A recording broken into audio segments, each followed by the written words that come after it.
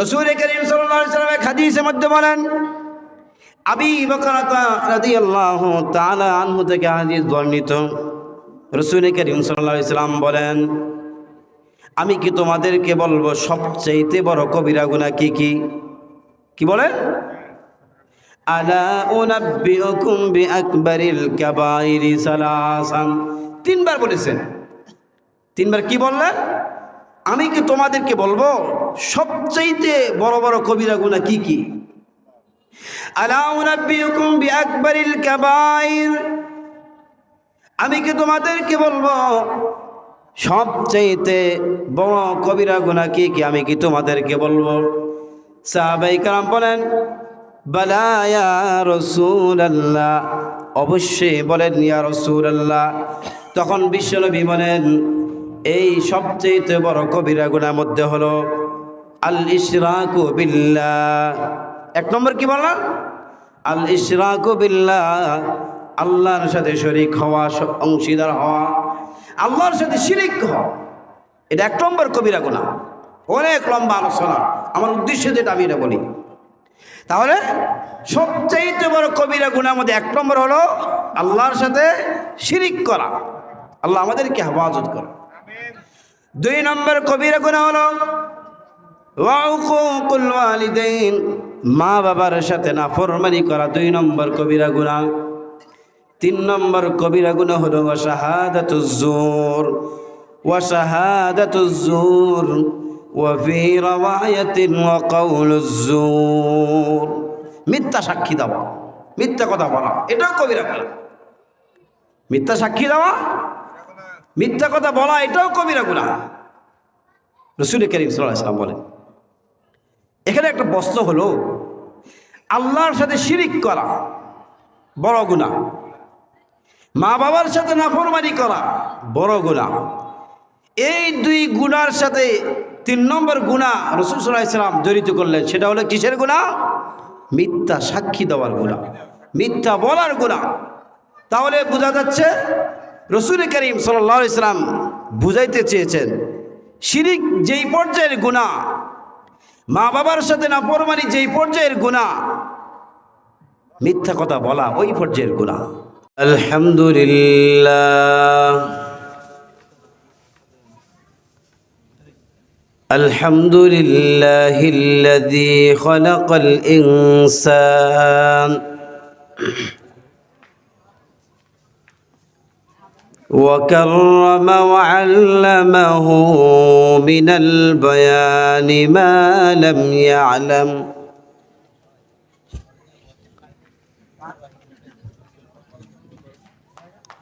فسبحان الذي لا يحصى امتنانه باللسان ولا بالقلم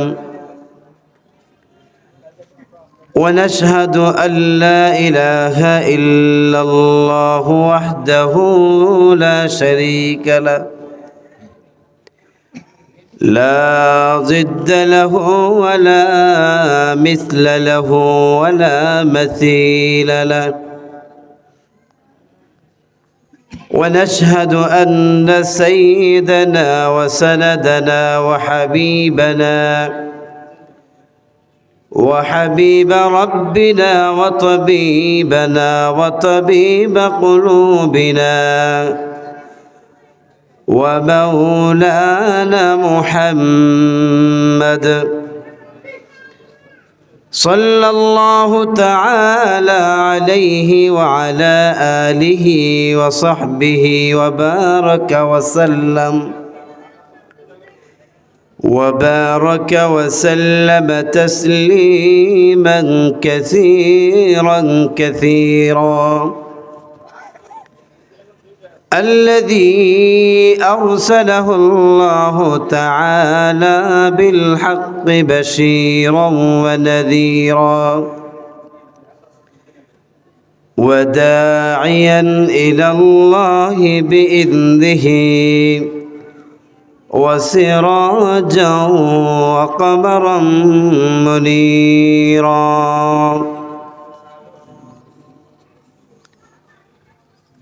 أما بعد فأعوذ بالله من الشيطان الرجيم بسم الله الرحمن الرحيم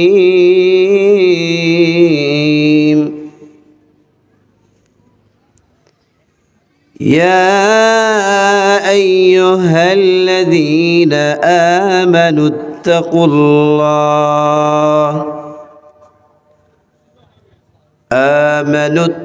الله وقولوا قولا سديدا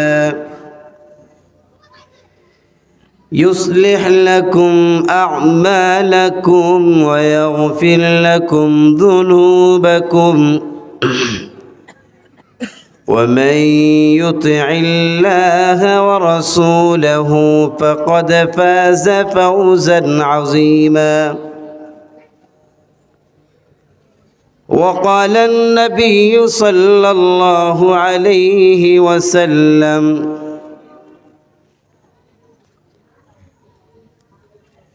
الكبائر الإشراك بالله وعقوق الوالدين وشهادة الزور وفي رواية وقول الزور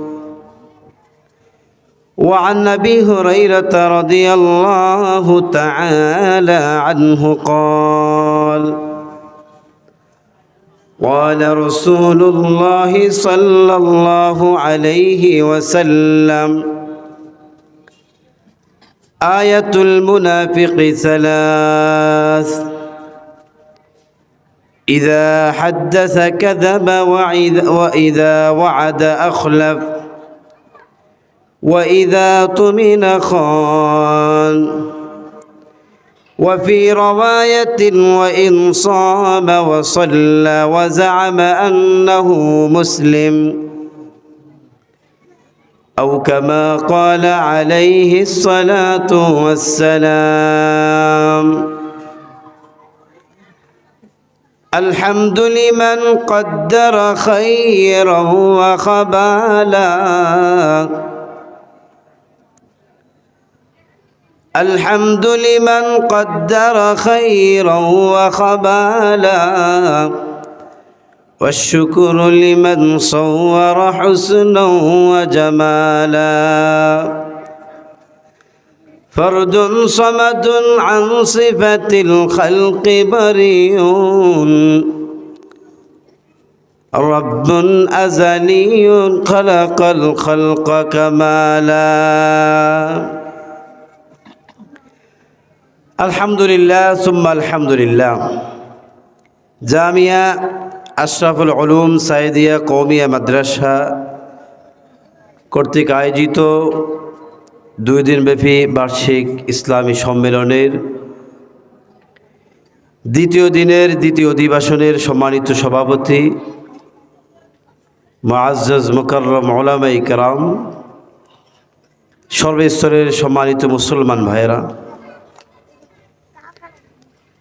পর্দানসীন সম্মানিতা মা ও বোনেরা, আমি রব্বে কারীমের দরবারে অসংখ্য অগণিত শুকরিয়া আদায় করছি, যিনি আজকে এই পবিত্র মাহফিলে আমাদেরকে আসার এবং বসার, কোরআন হাদিসের আলোকে কিছু কথা শোনার এবং বলার তৌফিক দান করেছেন। এই জন্য সকলে উচ্চস্বরে আল্লাহ তাআলা শুকরিয়া আদায় করি, সকলে বলে আলহামদুলিল্লাহ। কোরআনে কারীমের অসংখ্য আয়াত থেকে একটি আয়াত তেলাওয়াত করেছি। রাসূল করিম সাল্লাল্লাহু আলাইহি সাল্লামের অসংখ্য হাদিস থেকে একটি হাদিস পাঠ করেছি। এই কোরআন এবং হাদিসকে সামনে রেখে সংক্ষেপে কিছু কথা বলার চেষ্টা করব। ওমা তৌফিক ইল্লা বিল্লাহ আলাইহি তাওয়াক্কালতু ওয়া ইলাইহি উনীব। রাসূল করিম সাল্লাল্লাহু আলাইহি সাল্লামের চারিত্রিক গুণাবলীর মধ্যে একটা গুণ হলো তিনি জন্মের পর থেকে কখনো মিথ্যা কথা বলেন নাই। কি বললাম? জন্মের পর থেকে কখনো মিথ্যা কথা বলেন নাই, সর্বদা সত্য কথা বলেছেন, সত্যবাদী ছিলেন। আর সত্যবাদী হওয়া, সত্য কথা বলা, এটা হলো মহান রব্বে কারীমের গুণ, নবীগণের গুণ। যেমন কোরআনে কারীমের মধ্যে এসেছে, আল্লাহ রাব্বুল আলামিন বলেন, ওয়ামান আসদাকু মিনাল্লাহি হাদীসা ওয়ামান আসদাকু মিনাল্লাহি কিলা। আল্লাহ তাআলা বলেন, আমার চাইতে সত্য কথা বলনেওয়ালা আর কে হতে পারে? আল্লাহ তাআলা বলেন, আমার চাইতে সত্যবাদী, সত্য কথা বলনেওয়ালা আর কে হতে পারে? এটা আল্লাহ তাআলা গুণ। আল্লাহ তাআলা বলেন, সত্যবাদী হওয়া, সত্য কথা বলা, এটা সমস্ত নবীগণের গুণ। কোরআনে কারীমে এসেছে। আল্লাহ রাব্বুল আলামিন বলেন, ওয়াসাদাকাল মুরসালুন, নবীগণ সত্য কথা বলেছেন। নবীগণের সম্পর্কে আল্লাহ তাআলা নিজে সার্টিফিকেট দিচ্ছেন যে নবীরা সত্য কথা বলেছেন। ওয়াসাদাকাল মুরসাল। তাহলে সত্য কথা বলা, সত্যবাদী হওয়া এক নম্বরে কার গুণ? আল্লাহ তাআলার গুণ। দুই নম্বরে নবীগণের গুণ, বিশেষ করে মুহাম্মদ সাল্লাল্লাহু আলাইহি সাল্লামের গুণ আল্লাহ তাআলা কোরআনে কারীমের মধ্যে তুলে ধরেছেন। ওয়াল্লাযী জাআ বিস-সিদকি ওয়া সাদ্দাকা বিহি উলাইকা হুমুল মুত্তাকুন। বিশ্বনবী সম্পর্কে আল্লাহ বলেন, ওয়াল্লাযী জাআ বিস-সিদকি ওয়া সাদ্দাকা বিহি, মুহাম্মদ সাল্লাল্লাহু আলাইহি সাল্লাম যিনি সত্য নিয়ে এসেছেন আর তাকে সত্যায়িত করেছেন। সত্য নিয়ে এসেছেন, সত্য সহ নিয়ে এসেছেন আর তাকে সত্যায়িত করেছেন। তাফসীর কিতাবের মধ্যে আসছে হযরত আবু বকর রাদিয়াল্লাহু তাআলা তাকে সত্যায়িত করেছেন। তাহলে কোরআনে কারীমের মধ্যে বিশ্বনবী যে সত্যবাদী ছিলেন, সত্য কথা বলতেন, সার্টিফিকেট দিতেছেন কে? আল্লাহ তাআলা। ওয়াল্লাযী জাআ বিস-সিদকি ওয়া সাদ্দাকা বিহি উলাইকা হুমুল মুত্তাকুন। আল্লাহ বলেন, এরাই মুত্তাকি, এরাই মুত্তাকি, এরাই পরহেজগার। এজন্য আজকে আমাদের সমাজের দিকে তাকালে দেখা যায় সত্য কথা বলনেওয়ালা মানুষ একেবারে কম পাওয়া যায়। কি বলেন? মিথ্যায় জর্জরিত মানুষ, কথায় কথায় মিথ্যা কথা বলে। মিথ্যা কথা বলা এটা একটা ফ্যাশনে পরিণত হয়ে গেছে। হ্যাঁ, ফ্যাশনে পরিণত হয়ে গেছে। উঠতে বসতে চলতে ফিরতে মিথ্যা মিথ্যা মিথ্যা। কখনো নিজের আমিত্ব প্রকাশ করার জন্য মিথ্যা কথা বলে, কখনো নিজের পণ্ডিত্য প্রকাশ করার জন্য মিথ্যা কথা বলে। হ্যাঁ, মিথ্যায় জর্জরিত মানুষ। আর যদি জাহিলিয়তের যুগের যদি আমরা খেয়াল করি, জাহিলিয়তের যুগ মূর্খতার যুগ। ওই জাহিলিয়তের যুগেও মানুষ মিথ্যা কথা বলাকে ঘৃণা মনে করত। কি বললাম? জাহিলিয়তের যুগের মধ্যে অমুসলমান, তারা অমুসলমান ছিল, এরপরও তারা মিথ্যা কথা বলা এটা তারা ঘৃণা মনে করত। যেমন তাফসীর কিতাবের মধ্যে আসছে, রাসূল করিম সাল্লাল্লাহু আলাইহি সাল্লাম নবুয়ত প্রাপ্তি হওয়ার পরে 3 বছর পর্যন্ত তিনি গোপনে গোপনে দাওয়াত দিয়েছিলেন। কয় বছর? 3 বছর গোপনে গোপনে। 3 বছর পরে কোরআনে কারীমের একটি আয়াত নাজিল হলো। আল্লাহ রাব্বুল আলামিন বলেন وأنذر عشيرتك الأقربين আল্লাহ আয়াত নাযিল করে দিলেন মুহাম্মদ সাল্লাল্লাহু আলাইহি সাল্লাম 3 বছর পর্যন্ত আপনি গোপনে গোপনে দাওয়াত দিয়েছিলেন, এবার আপনি প্রকাশ্য দাওয়াত দেন, এবার প্রকাশ্য দাওয়াত দেন আপনি। আয়াত নাযিল হওয়ার পরে বিশ্বনবী সাফা পাহাড়ের উঁচুতে দাঁড়ালেন, এরপরে এক এক গোত্রের নাম ধরে ডাকলেন। আরব দেশের মধ্যে যদি কোনো গুরুত্বপূর্ণ কথা হতো তখন মানুষ পাহাড়ের উপরে দাঁড়িয়ে কথা বলতেন, তখন মানুষ মনে করতো এটা অনেক গুরুত্বপূর্ণ কথা। ঠিক তেমনিভাবে রাসূল করিম সাল্লাল্লাহু আলাইহি সাল্লাম পাহাড়ের উঁচুতে দাঁড়িয়ে বললেন, এক এক গোত্রের নাম ধরে ডাকলেন। এক এক গোত্রের নাম ধরে ডাকার পরে সব গোত্রের লোকেরা সাফা পাহাড়ের নিচে এসে জমা হয়ে গেলেন। সাফা পাহাড়ের নিচে সবাই জমা হয়ে গেলেন, একত্রিত হয়ে গেলেন। এরপরে বিশ্বনবী বলেন, আমি যদি তোমাদেরকে বলি এই পাহাড়ের পিছন দিয়ে শত্রু বাহিনী তোমাদেরকে আক্রমণ করবে, এই সাফা পাহাড়ের পিছন দিয়ে তোমাদের শত্রু বাহিনী আক্রমণ করবে, তাহলে কি তোমরা আমার কথা কি বিশ্বাস করবা? তখন জাহিলিয়াতের যুগে মক্কার বড় বড় নেতা লিডাররা বলে দিল, আমরা অবশ্যই তোমাকে বিশ্বাস করব। রাসূল সাল্লাল্লাহু আলাইহি ওয়াসাল্লাম বলেন, আকুনতুম মুতাসাদ্দিকিন, আমি যদি বলি এই পাহাড়ের পিছন দিয়ে শত্রু বাহিনী তোমাদেরকে আক্রমণ করবে, তোমরা কি আমার কথা বিশ্বাস করবে? এই কথা বলার পর মক্কার বেঈমান কাফের মুশরিকরা বলে দিল, মুহাম্মদ দীর্ঘ 40 বছর পর্যন্ত তোমাকে বিশ্বাস করলাম, তুমি জন্মের পর থেকে কখনো মিথ্যা কথা বলো নাই, সুতরাং এখনো বিশ্বাস করি তোমার কথা সত্য, তুমি সত্যবাদী, তোমার কথা মিথ্যা হতে পারে না। তাহলে কি বললাম? লম্বা ঘটনা। উদ্দেশ্য হলো যে জাহিলিয়াতের যুগের লোকেরাও মিথ্যা কথা বলতো না, যদিও মুহাম্মদ সাল্লাল্লাহু আলাইহি সাল্লামকে মানে না তারা, নেতার কারণে ক্ষমতা চলে যাবে।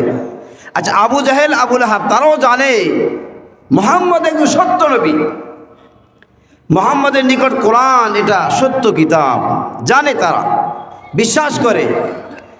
এরপরও ঈমান আনে না কেন? তাদের নেতামি চলে যাবে। আবু লাহাবে ঈমান আনে না কেন? নেতামি চলে যাবে। তো রাসূল করিম সাল্লাল্লাহু আলাইহি সাল্লাম যে সত্যবাদী ছিলেন, জাহিলিয়াতের যুগের মানুষরাও সার্টিফিকেট দিয়েছিলেন যে মুহাম্মদ সত্যবাদী, মুহাম্মদ একজন সত্যবাদী, তিনি সত্য কথা বলেন, জন্মের পর থেকে তিনি কখনো মিথ্যা কথা বলেন নাই। জাহিলিয়াতের যুগের লোকেরাও মিথ্যা কথা বলাটাকে ঘৃণা মনে করত। আজকে আমরা কথায় কথায় মিথ্যা কথা বলি। আল্লাহ আমাদেরকে হেফাজত করুন, সকল বলে আমিন। রাসূল করিম সাল্লাল্লাহু আলাইহি সাল্লাম ইসলামের দাওয়াতের চিঠি রোম সম্রাটের নিকট দিলেন, ইসলামের দাওয়াত দিলেন রোম সম্রাটের নিকট। রোম সম্রাটের নিকট যখন ইসলামের দাওয়াতের চিঠি পৌঁছল, তখন সম্রাট বলল, যিনি মুহাম্মদ নবী দাবি করতেছেন তার ওই মক্কা নগরীর কোনো লোক আমাদের দেশে আছে কিনা, যদি থাকে তাহলে আমার কাছে নিয়ে আসো। বাদশা কি বলল? রোমের বাদশা ইসলামের দাওয়াতের চিঠি তার কাছে পৌঁছল। তখন রোমের বাদশা বলল, এই যে মুহাম্মদ মক্কাতে তিনি নবী দাবি করতেছেন, তার পরিচয়, বংশের পরিচয় আমার জানা দরকার। একটা কাজ করো, মক্কার কোনো লোক আমাদের দেশে আছে কিনা, থাকলে আমার কাছে নিয়ে আসো, আমি তাকে জিজ্ঞাসা করব। আবু সুফিয়ান বলেন, আমি ওই সময় ব্যবসা কাফেলা নিয়ে আমি ব্যবসার উদ্দেশ্যে ওই দেশে ছিলাম, রোমে আমি ছিলাম। আবু সুফিয়ান বলেন, আবু সুফিয়ান কিন্তু ওই সময় মুসলমান হন নাই। আবু সুফিয়ান রাদিয়াল্লাহু তাআলা ওই সময় মুসলমান হন নাই, অমুসলমান ছিলেন। তিনি ওই সময় রোমে ব্যবসার উদ্দেশ্যে কাফেলা নিয়ে গিয়েছিলেন। রোমের সম্রাট আবু সুফিয়ানকে ডাকলেন, ডেকে মুহাম্মদ সাল্লাল্লাহু আলাইহি সাল্লাম সম্পর্কে জিজ্ঞেস করলেন যে তোমাদের দেশে মক্কাতে যেই মুহাম্মদ নবী দাবি করতেছে তার বংশের পরিচয় বলো। আবু সুফিয়ান বলেন, শুধু মক্কা না, পুরা পৃথিবীর মধ্যে সর্বশ্রেষ্ঠ বংশের হলেন মুহাম্মদ সাল্লাল্লাহু আলাইহি ওয়াসাল্লাম। সুবহানাল্লাহ। এরপরে রোমের সম্রাট আবু সুফিয়ানকে আবার প্রশ্ন করলো, আবু সুফিয়ান, তোমাদের দেশে মুহাম্মদ যিনি নবী দাবি করতেছেন তার সাথে তোমাদের কোনো যুদ্ধ হয়েছে কিনা? আবু সুফিয়ান বলেন, আমাদের সাথে মুহাম্মদের সাথে যুদ্ধ হয়েছিল। তখন রোমের বাদশা বলল, ওই যুদ্ধের মধ্যে তোমরা বিজয় হইলা না, তারা বিজয় হলো। আবু সুফিয়ান বলেন, কখনো আমরা বিজয় হইলাম, কখনো মুহাম্মদ বিজয় হলো। কারণ ওই সময় দুইটা যুদ্ধ ছিল, একটা বদর আর একটা উহুদ। বদরের মধ্যে মুহাম্মদ মুসলমান বিজয় হলো, উহুদের মধ্যে অমুসলমান বিজয়। এজন্য আবু সুফিয়ান বলেন, বাদশাকে বলেন যে আমরা তাদের সাথে যুদ্ধ করেছিলাম, কখনো তারা বিজয় করলো, কখনো আমরা বিজয় লাভ করলাম।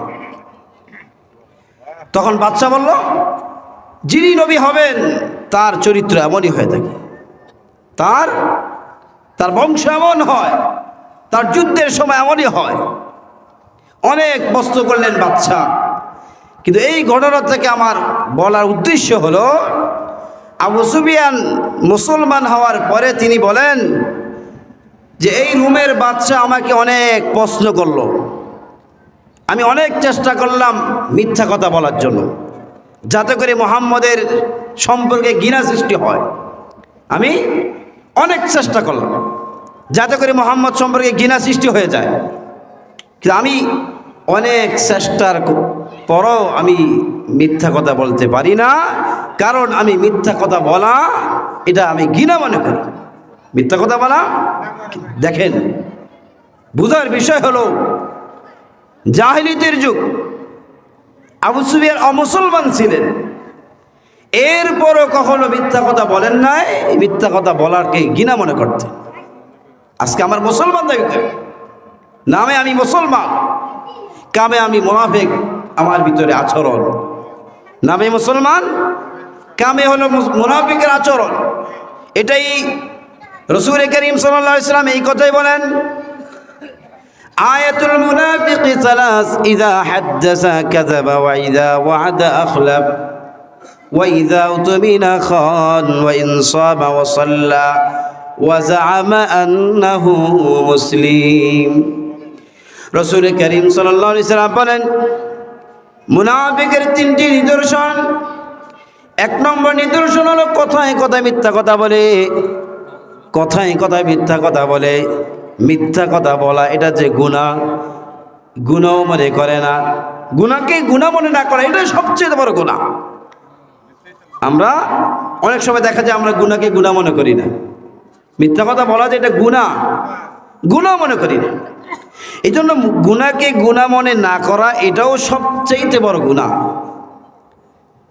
আজকে আমাদের মুসলমানের স্বভাব হলো মুনাফিকের মতো। এটা আমার কথা না, বিশ্বনবী বলেন যে আমরা মুসলমান দাবি করি মুসলমান, আমার চরিত্র হলো মুনাফিকের মতো। কথায় মিথ্যা কথা বলি, ব্যবসা করতে গেলাম 2 নম্বরের মাল 1 নম্বর বলে চালাই দিচ্ছি, আছে না? ব্যবসার মধ্যে 2 নম্বরের মাল 1 নম্বর চালাই দিচ্ছি। আপনি আদালতে যাইবেন, কোর্টে যাইবেন, আদালতে যদি আপনি মিথ্যা কথা না বলেন তাহলে উকিলে আপনার মামলা নিবে না, মিথ্যা কথা বলতে হবে। এটা গুনাহ, গুনাহ মনে করি না। এই জন্য রাসূল করিম সাল্লাল্লাহু আলাইহি ওয়াসাল্লাম বলেন, মুনাফিকের 3টি নিদর্শন। 1 নম্বর নিদর্শন হলো কথায় কথায় মিথ্যা কথা বলা। ইযা হাদ্দাসা কাযাবা, কথায় কথায় মিথ্যা কথা বলা। উঠতে বসতে চলতে ফিরতে আমরা সর্বদা মিথ্যা কথা বলি। ওইদিকে আমরা নামাজও পড়ি, ওইদিকে কি নামাজও পড়ি, ওইদিকে রোজাও রাখি, মিথ্যা কথা বলি, নামাজও পড়ি, মিথ্যা কথা বলি, হজও করি, মিথ্যা কথা বলি। তাহলে আমি মুনাফিক মার্কা মুসলমান হয়ে গেলাম। মুনাফিক মার্কা মুসলমান আমার কথা না, বিশ্বনবী বলেন, রাসূল করিম সাল্লাল্লাহু আলাইহি ওয়াসাল্লাম বলেন, মুনাফিকের তিনটি নিদর্শনের মধ্যে এক নম্বর হলো ইযা হাদ্দাসা কাযাবা, কথায় কথায় মিথ্যা কথা বলা। দুই নম্বর হলো ওয়া ইযা ওয়াদা আখলাফা, ওয়াদা করার পরে ওয়াদা ভঙ্গ করা, এটাও মুনাফিকের নিদর্শন। মুনাফিকের দুই নম্বর নিদর্শন হলো, ভাই আমি আপনাকে কালকে টাকাটা দিয়ে দিব, দেখা যায় কালকে তার সাথে আর সাক্ষাৎই হয় না, খবর নাই, ওয়াদা দিল ওয়াদা ভঙ্গ করে ফেলে, খবরদার মুনাফিক। তিন নম্বর হলো তার কাছে কিছু আমানত রাখা হলো, আমানত, ভাই আমার এই টাকাটা আপনার কাছে আমানত রাখলাম, রেখে দিবেন, আমি কালকে নিয়ে যাব। লোকটাই আমানত খরচ করে ফেলছে, তার টাকা খরচ করে ফেলছে, আমানতের খেয়ানত করে ফেলছে, মুনাফিকের নিদর্শন। এই জন্য আরেক রাওয়ায়াতের মধ্যে রাসূল করিম সাল্লাল্লাহু আলাইহি ওয়াসাল্লাম বলেন, ওয়াইন সামা ওয়া সাল্লা ওয়া যাআবা আন্নাহু মুসলিম, যদিও তুমি নামাজ পড়ো, যদিও তুমি রোজা রাখো, আবার এই কর্মকাণ্ড তোমার সাথে জড়িত, তাহলে তুমি মুনাফিক মার্কা মুসলমান। আল্লাহ তাআলা আমাদেরকে এই মুনাফিক মার্কা মুসলমান থেকে হেফাজত করুন, সকল বলে আমিন। রাসূল করিম সাল্লাল্লাহু আলাইহি ওয়াসাল্লাম হাদিসের মধ্যে বলেন, আবী বকর রাদিয়াল্লাহু তাআলা আনহু থেকে হাদিস বর্ণিত, রাসূল করিম সাল্লাল্লাহু আলাইহি ওয়াসাল্লাম বলেন, আমি কি তোমাদেরকে বলবো সবচেয়ে বড় কবিরা গুনাহ কি কি? কি বলেন? আলা উনাব্বিউকুম বিআকবারিল কাবাইরি সালাসান, তিনবার বলেছেন। তিনবার কি বললেন? আমি কি তোমাদেরকে বলবো সবচেয়ে বড় বড় কবিরা গুনাহ কি কি? আলা উনাব্বিউকুম বিআকবারিল কাবাইর, আমি কি তোমাদেরকে বলবো সবচেয়ে বড় কবিরা গুনাহ কি কি? আমি কি তোমাদেরকে বলবো? সাহাবায়ে কেরাম বলেন, বালা ইয়া রাসূলুল্লাহ, অবশ্যই বলেন ইয়া রাসূলুল্লাহ। তখন বিশ্বনবী বলেন, এই সবচেয়ে বড় কবিরা গুনাহের মধ্যে হলো আল ইশরাকু বিল্লাহ। এক নম্বর কি বললাম? আল ইশরাকু বিল্লাহ, আল্লাহর সাথে শরীক হওয়া, অংশীদার হওয়া, আল্লাহর সাথে শিরিক হওয়া, এটা এক নম্বর কবিরা গুনাহ। অনেক লম্বা আলোচনা, আমার উদ্দেশ্য যেটা আমি এটা বলি। তাহলে সবচাইতে বড় কবিরা গুনাহের মধ্যে এক নম্বর হলো আল্লাহর সাথে শিরিক করা। আল্লাহ আমাদেরকে হেফাজত করে। দুই নম্বর কবিরা গুনাহ হলো উকুকুল ওয়ালিদাইন, মা বাবার সাথে নাফরমানি করা, দুই নম্বর কবিরা গুনাহ। তিন নম্বর কবিরা গুনাহ হলো শাহাদাতুজ জুর, ওয়া শাহাদাতুজ জুর ওয়া ফি রাওয়ায়াতিন ওয়া কাউলুজ জুর, মিথ্যা সাক্ষী দেওয়া, মিথ্যা কথা বলা, এটাও কবিরা গুনাহ। মিথ্যা সাক্ষী দেওয়া, মিথ্যা কথা বলা, এটাও কবিরা গুনাহ। রাসূল করিম সাল্লাল্লাহু আলাইহি ওয়াসাল্লাম বলেন, এখানে একটা প্রশ্ন হলো আল্লাহর সাথে শিরিক করা বড় গুনাহ, মা বাবার সাথে নাফরমানি করা বড় গুনাহ। এই দুই গুনার সাথে তিন নম্বর গুনাহ রাসূল সাল্লাল্লাহু আলাইহি ওয়াসাল্লাম জড়িত করলেন, সেটা হলো কিসের গুনাহ? মিথ্যা সাক্ষী দেওয়ার গুনাহ, মিথ্যা বলার গুনাহ। তাহলে বোঝা যাচ্ছে রাসূল করিম সাল্লাল্লাহু আলাইহি ওয়াসাল্লাম বুঝাইতে চেয়েছেন শিরিক যেই পর্যায়ের গুনাহ, মা বাবার সাথে নাফরমানি যেই পর্যায়ের গুনাহ, মিথ্যা কথা বলা ওই পর্যায়ের গুনাহ, মিথ্যা কথা বলা ওই পর্যায়ের গুনাহ। এই জন্য কোরআনে কারীমের আয়াতে আল্লাহ বলেন, ফাজতানিবুর রিজসা মিনাল আওসান ওয়াজতানিবু কাওলাজ জুর। আল্লাহ তাআলা নিজেও শিরিকের সাথে আল্লাহ তাআলা মিথ্যা কথা নিয়ে এসেছেন। আল্লাহ বলেন, ফাজতানিবুর রিজসা মিনাল আওসান, তোমরা মূর্তি পূজা থেকে হেফাজতে থাকো, বেঁচে থাকো। ওয়াজতানিবু কাওলাজ জুর, এবং মিথ্যা সাক্ষী দেওয়া, মিথ্যা কথা বলার থেকে তোমরা হেফাজতে থাকো। আল্লাহ তাআলা নিজেও কোরআনে কারিমে নিয়ে আসছেন। কিসের সাথে? শিরকের সাথে মিথ্যা কথা আল্লাহ নিয়ে আসছেন। তাহলে কি বোঝা যায়? মিথ্যা যেই পর্যায়ের গুনাহ, শিরিক যেই পর্যায়ের গুনাহ, মিথ্যা ওই পর্যায়ের গুনাহ। আল্লাহ আমাদেরকে হেফাজত করো। রাসূল করিম সাল্লাল্লাহু আলাইহি ওয়াসাল্লাম এক হাদিসের মধ্যে বলেন, ইন্নাস সিদকা বিররুন ওয়া ইন্নাল বিররা ইয়াহদি ইলাল জান্নাহ ওয়া ইন্নাল কিযবা ফুজুরুন ওয়া ইন্নাল ফুজুরা ইয়াহদি ইলান নার। বিশ্বনবী বলেন, যারা সত্য কথা বলে, যারা সত্য কথা বলে, ইন্নাস সিদকা বিররুন, এরা হলো নেকি, এরা হলো ভালো। আর প্রত্যেক নেকিওয়ালা মানুষ জান্নাতে যাবে। এর পরের অংশে রাসূল করিম সাল্লাল্লাহু আলাইহি ওয়াসাল্লাম বলেন, ওয়া ইন্নাল ফুজুর ওয়া ইন্নাল কিযবা ফুজুরুন, যারা মিথ্যা কথা বলে এরা হলো পাপ কাজ, এরা হলো পাপী লোক। আর প্রত্যেক পাপী লোকগুলা হলো জাহান্নামে যাবে, প্রত্যেক পাপী লোক জাহান্নামে যাবে।